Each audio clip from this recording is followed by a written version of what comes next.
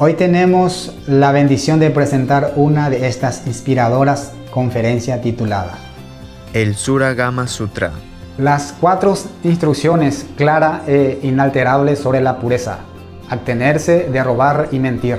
Parte 3 de 7 entre maestra y discípulos. Dada en inglés el 23 de diciembre del 2018 en la Tierra Nueva, Taiwán, también conocida como Formosa.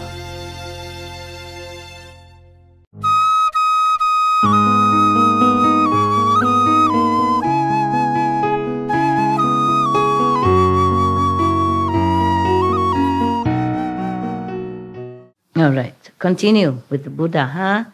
If one does not practice any of these token renunciations of the body on the causal level, then even if one realizes the unconditioned, one will still have to come back as a person to repay one's past debts, exactly as I had to undergo the retribution of having to eat the grain meant for horses. The Buddha had to one time eat the grain that meant for horses or other food meant for horses for 3 months. Probably because he has a little bit of debt he did not pay. But if he had probably burned the incense on his body, then he has paid the debt. Then he didn't have to do that. You see, Buddha very compassionately explained all this, and he even confessed his own debt at his own expense, not wanting the disciple to worship him as a perfect, flawless, enlightened being, but still has some debt to pay from the past life. But this is a Maya arrangement that way, so that the Buddha had to have some debt. Otherwise, how can a Buddha ever had any debt? He's been a Buddha for, you cannot even count how many eons or kalpas already passed. He even confessed that. He has mentioned that if you burn a candle or incense or finger or one incense stick, even one incense stick on their bodies, anywhere, he didn't say on the head, but on their bodies, and then will in that moment repay their debts from beginningless of time. That's why I became a monk, in case I have debt. A lot of debts before. So I guess I'm free of debts now. And all the karma is yours. Yeah.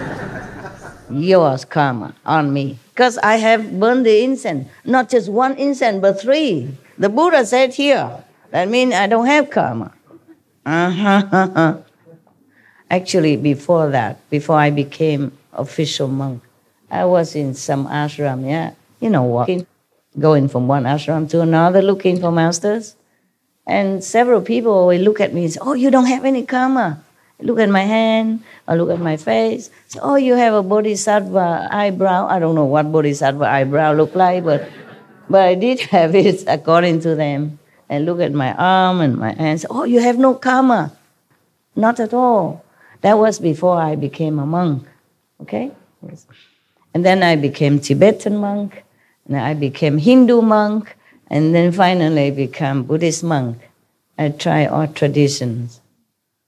So if I wasn't clean by the Tibetan monk married, then I was clean by the Hindu monks married.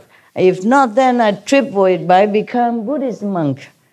So actually I was free of karma. So whatever happened to me is all your fault.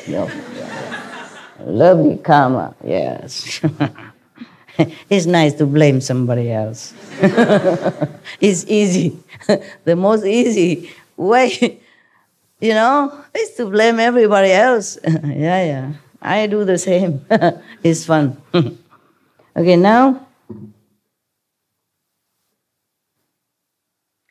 when, the Buddha continued, when you teach people in the world to cultivate samadhi, they must also cease stealing. This is the 3rd clear and unalterable instruction on purity given by the first come one and the Buddhas of the past and the honor ones in the past. Many Buddha. One Buddha after another, all the Buddhas teaching this way, all the saints, all the first come ones teach this way, the precept. is important. That's why even if you become a monk or nun, even you burn incense, or you still need to take precept. You take the precept so that you always go straight, you know. I give you only 5 precepts and you complain, and sometimes you don't keep some of it. If you become a monk, 200-something precepts, monks and nuns, similar, understand me, in the Buddhist tradition. I don't want to tell you this, because if you know it, you have to keep it. Because you're lay people, so I cannot tell you. You understand me? Yeah. All kind of precepts you have to keep, not just 5 precepts. But these 5 precepts, even as Buddha mentioned here, are the main one. Okay? Because if you don't keep your mind pure from lust, other precepts also will be kind of depleting and, how you say, lacking. Okay? For example, if you're lusting after a woman, and maybe she's already married, or she's unattainable, and then, I don't mean you, but I mean some people who lacking of moral standard or lacking of self-control might try to find a way to harm anyone that get into his way to possess that woman of his desire. And then other precepts can also be broken. Therefore, the 5 precepts are the mother of other precepts, okay? All right. Keep them. Keep them with your life, okay? It's not just a written words. It is your life. It's your guaranteed shine for happiness ever after. Even if you stray from my teaching, keep the 5 precepts, okay? Because if you don't, you will be very terribly regret when you go to hell and undergoing all kind of payback, punishment. Okay, huh? I don't want that to happen to any of you or anybody at all. But you already been taught right from wrong, so you do keep it, huh? It's not that difficult. 5 precepts is a very simple rules which should not be even a precept. It should be like a standard living way of a human, a decent human, not to talk about saint or practitioner or anything like that. Keep them. In Catholicism or Hinduism or Jainism, they all keep precepts. They all have this kind of basic ahimsa. No harming to others, yes? And stealing is also harming others in a different way, yeah? Because if you steal somebody money or something that he or she needs, then you discomfort that person. You make her and him, hers or his life not smooth, and then you make him worry and then distracting him or her from their daily routine or efficiency to their work, whatever they're doing. So when you do something, think twice, okay, before you do it. That's all, very simple. Whatever not yours, even if worthless, don't take. Very simple, okay? Is that difficult? No. Been told decades already, huh? The Buddha tell Ananda that when you teach people in the world to cultivate samadhi, remember, because Ananda asked the Buddha, how in the future can I help all the beings, even though I myself are not very highly developed, I'm not, maybe not saved yet, but I want to save others. I want to try. So the Buddha teach him all this, yeah? So he continued to say, when you teach people in the world to cultivate samadhi, meaning after Buddha is gone, nobody there, then if you want to teach others and teach them all this, all the above mentioned, regulation, precept, principle, okay? And plus, if they want to cultivate samadhi, they must also cease stealing, yeah? Don't steal anything. This is the third clear and unalterable, uncompromisable. That is the real truth. Nothing can replace it. No killing. No unethical sexual relationship. Okay? No stealing. Even if you married, you have to, I say, taper off. The master in India, even they are married. Many of them do. Yeah, because they married already before they became a master, or even afterward. But they have couple interaction only 3 times a year, just to make children, to do the tradition family. That's all. Not because they're lustful after that, just kind of duty. So this is unalterable rules of the universe that you must keep in order to be liberated, with or without the Buddha presence. Now, therefore, Ananda, if cultivators of chant, samadhi, in meditators, do not cease stealing, they are like someone who pours water into a leaking cup and hopes to fill it. I mean, useless. Useless. You waste your time. If you pour water into a leaking cup, will the water stay inside? No. So if you don't keep these basic precepts, then no matter how long you meditate, it just keeps leaking out, gone to the Maya power. The Maya will take it and use it to harm you and harm others as well. He may continue for as many aeons as there are fine motes of dust, but it still will not be full in the end. It's like that. If you don't keep the precept, forget your samadhi, forget your meditation. Useless to you. That's what the Buddha said. All right, I say the same. In Thailand, there was one sister. She heard several disciples during meditation, seeing the vision that I was the King Rama V of Thailand. It's not my fault if they saw I was King Rama of Thailand. Understand me? Even if I was. Then she criticized me. Yeah. She said that according to her, any decent man will marry only one wife. The King Rama maybe have more than one wife. I can't remember. Maybe I'm not King Rama. I don't remember how many wives I had. If I did, so what? Okay? So I told her, even if King Rama or I married 100 times to 100 women, 100 men, I'm still enlightened. And I'm still in focus of enlightenment. And I'm still in heaven. Even master had to pay some debt, okay? Maybe not for the master himself, but for the disciples, okay? That's number one, okay? Like the Buddha has to eat the horse food, okay? Actually, in some other karma, in some other sutra, they say because of disciples' fault, disciple karma, that he had to do that. And no matter what, okay? There's a master business. Your business is just to take your precept, keep it, meditate, and be good, okay? Now, for the poor King Rama of Thailand, he was very famous, very beloved by his people, and he did a lot of good things for Thailand. Very beloved king. And any king who married once or twice or third times, it is tradition, it is obligation.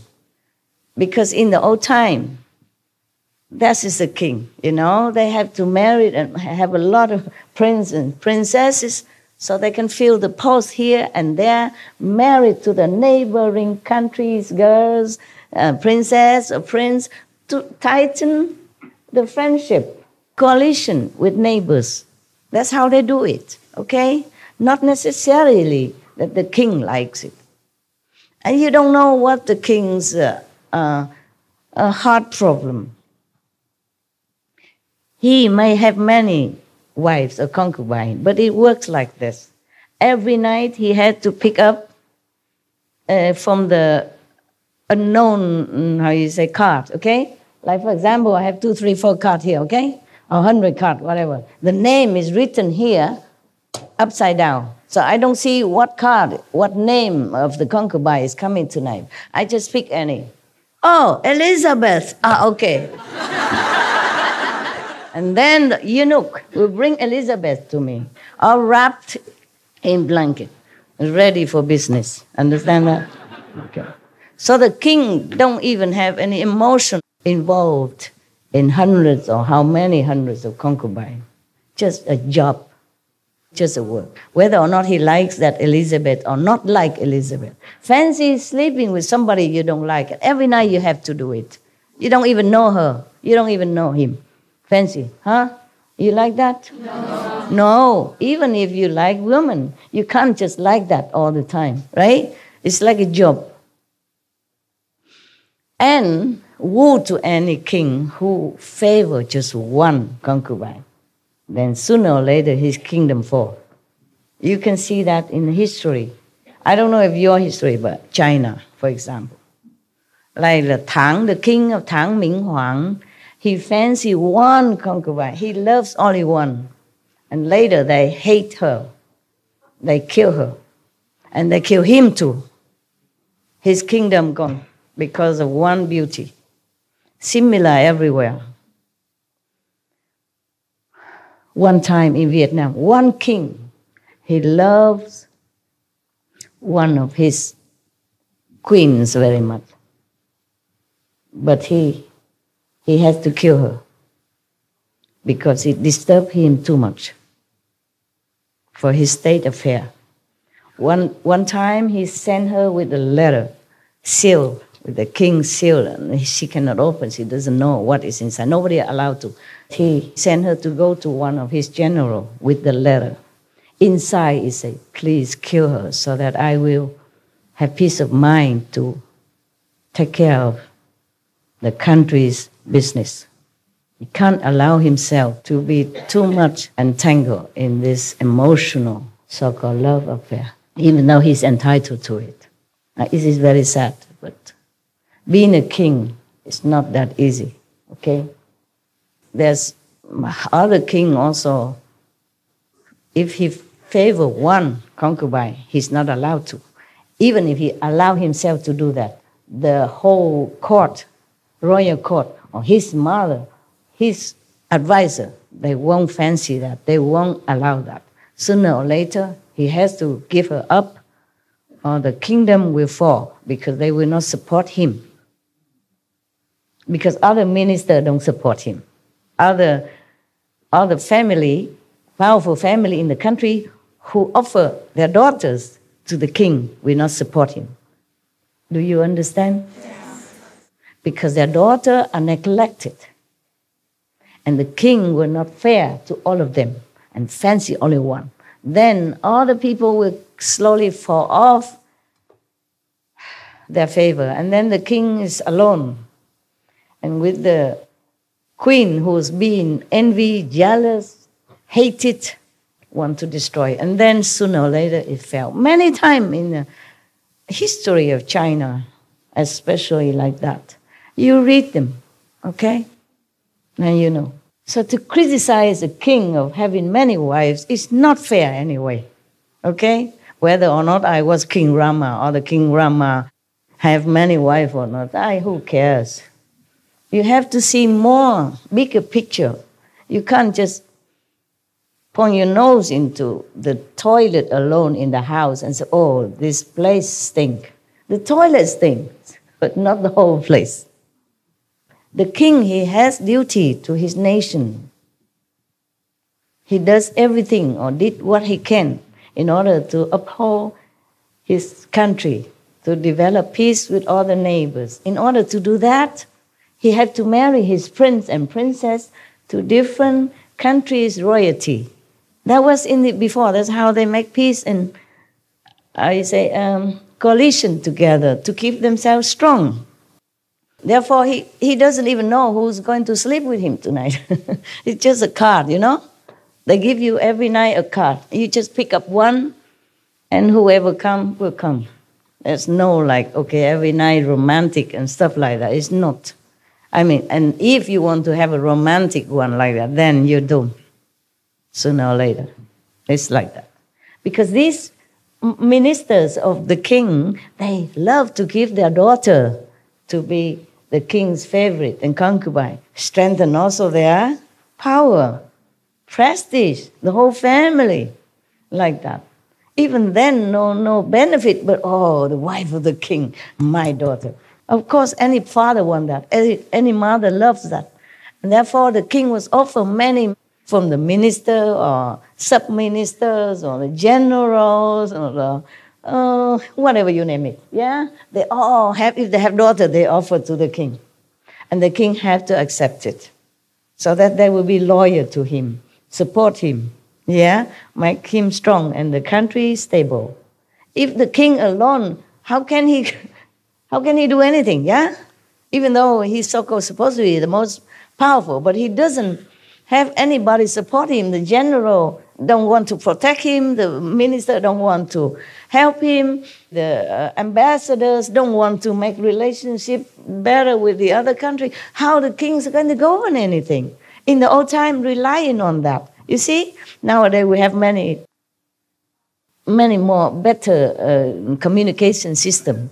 Yeah, we can go directly to another country. Being a king, you can go directly, or minister or prime minister, you can go and shake hands with a neighbor country quickly.